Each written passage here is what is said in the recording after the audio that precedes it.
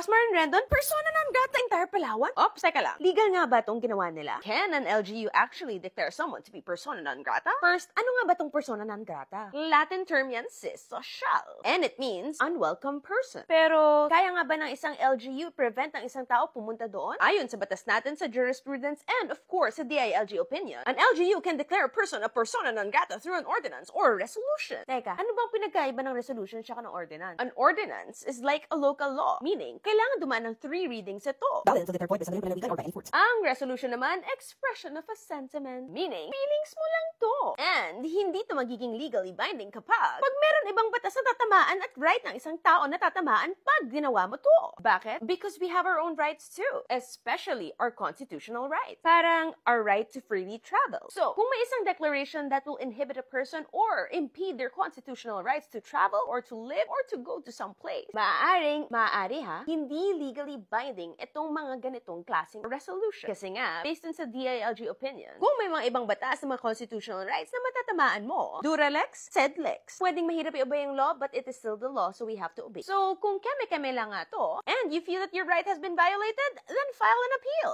But then again, follow the law. Don't hurt people's feelings kasi. Mag-ingat sa mga sinasabi nyo. Kasi minsan, pwedeng feelings versus feelings ang kaso. This is Congresswoman Attorney Mix Nograles. Ask me, PBA, paano ba Attorney Amping Kanunay?